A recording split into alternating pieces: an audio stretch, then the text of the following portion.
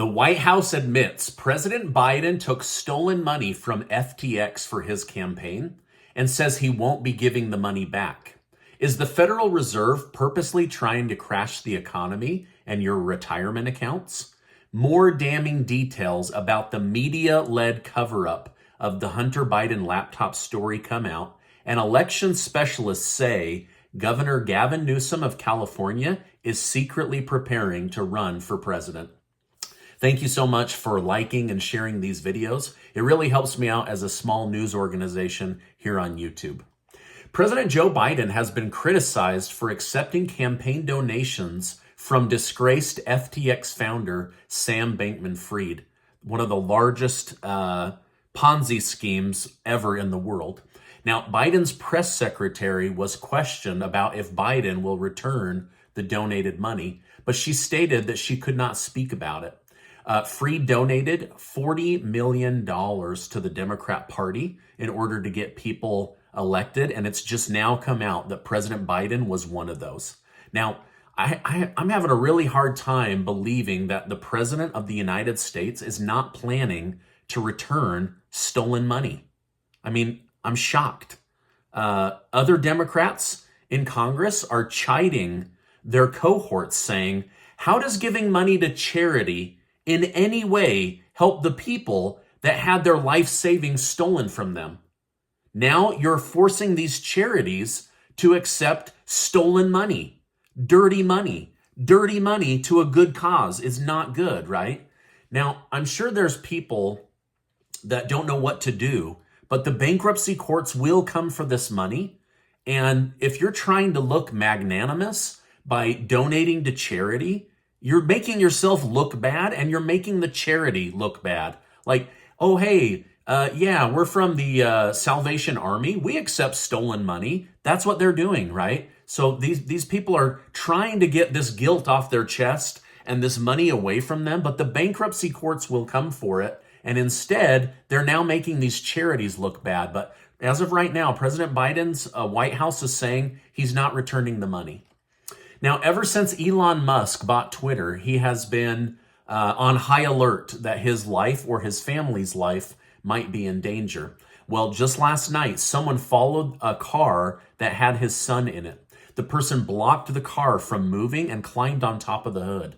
Following the incident, Musk indicated that a Twitter user who tracks his movement in real time is likely responsible for giving up his location and the safety of his family. Therefore, Musk has banned this person's Twitter account and has changed Twitter's terms of services to ban people from being able to say where other people are or where they live.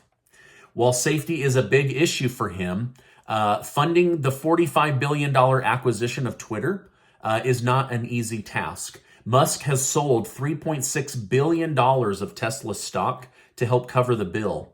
Musk had previously alluded to the Federal Reserve's increased rate hike as making it much more expensive for him to buy Twitter and hold the debt. The interest alone on buying Twitter will be over $1 billion a year. So it's going to make it very hard for Musk to do this, but he's been able to do very, very hard things in the past, and many people believe that he'll be able to pull this off. Now, speaking of rate hikes, the Federal Reserve has just raised interest rates by 50 basis points. The federal fund rate now sits at 4.5%. It's the highest it's been since 2007. Now, stockbroker Peter Schiff stated that he believes the Fed's rate hike will trigger a financial crisis. However, Federal Reserve Chairman Jerome Powell stated, I don't think anyone knows whether there's going to be a recession or not. And if we do, whether it's going to be a deep one or not, it's not knowable. Now, our economy is not in a great position right now, but many are worried that this is going to make it worse by making the cost of money for individuals and businesses more expensive. The stock market is reacting negatively to the rate hike announced by Jerome Powell. All the major indexes today are down by over 2.5% in one day. That's a big drop. Even gold and silver are reacting poorly, or possibly people are pulling out of gold and silver in order to cover margin calls. So they're leaving sound money in order to cover risky money.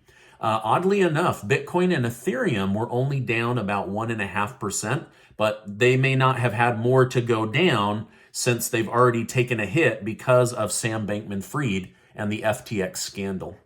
Now, more information has come out about the Hunter Biden laptop cover-up story.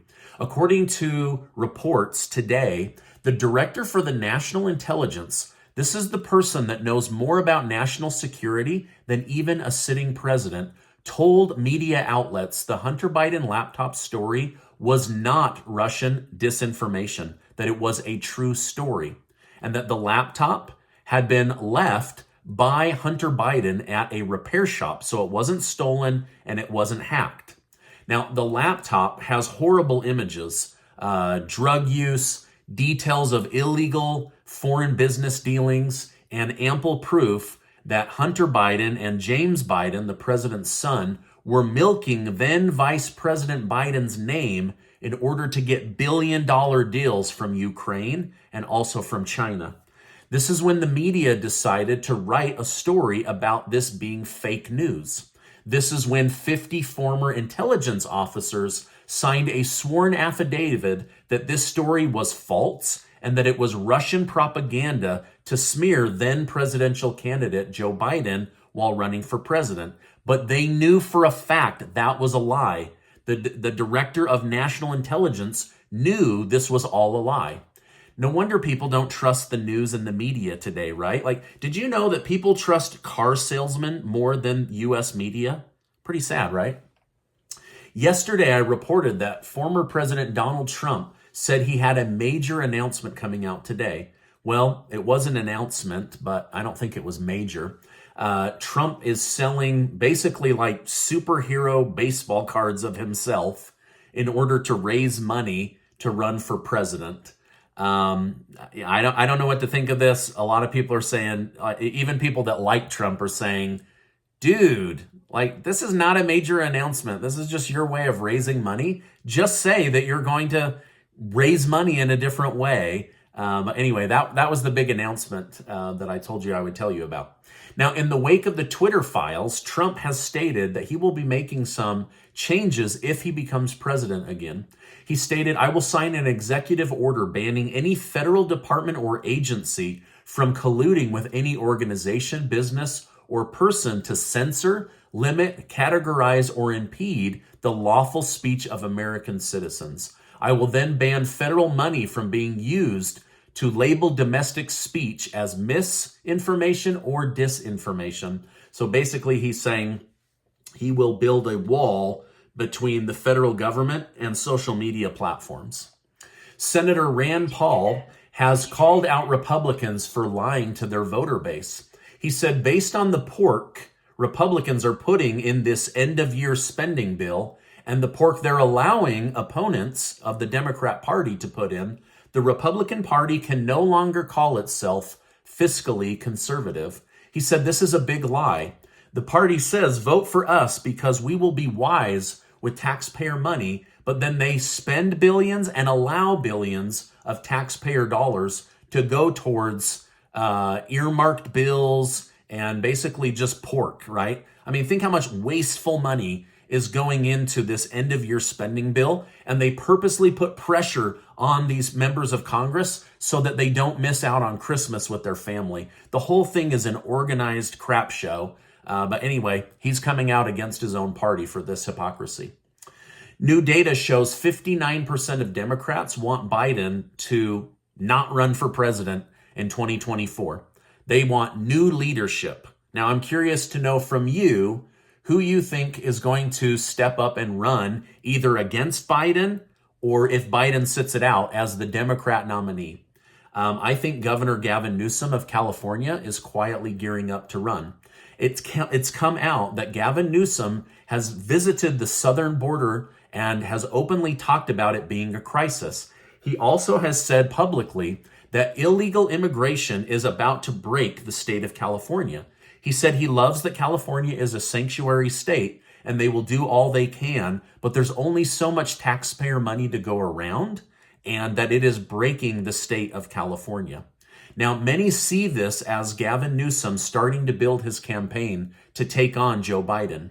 one of the best tactics to win independent votes would be to declare a border crisis caused by President Biden and then push for immigration reform, which would then capture and secure Democrats. So basically, go after the independents, pick up a few Republicans, and then bring in the Democrats based on the border crisis situation.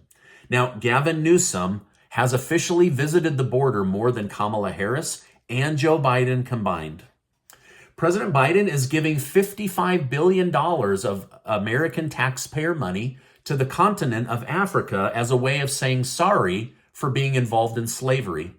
Now, many people here in the States are confused by his gesture, since many people in Africa sold their own countrymen and women into slavery for money.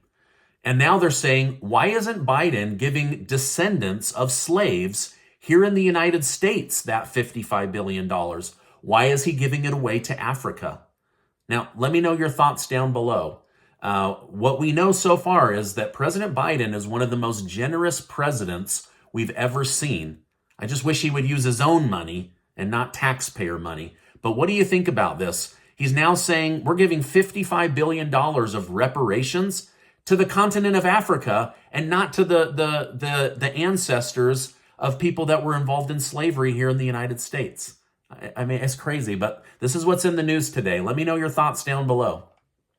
Reports have surfaced that the United States is planning to send Patriot air defense missiles to Ukraine. These systems are very advanced and would greatly benefit Ukraine in defending itself against missile attacks. However, the Russian embassy warned the United States, if this is confirmed, we will witness yet another provocative step by the administration, which can lead to unpredictable consequences. Continued delivery of arms will only strengthen the Zelensky regime's sense of impunity and push it to new crimes against civilians in Donbass, Kherson, and Zaporizhzhia regions. So basically, Russia is saying, we know how powerful these weapons are, and Ukraine is now using your weapons to fire on Russia.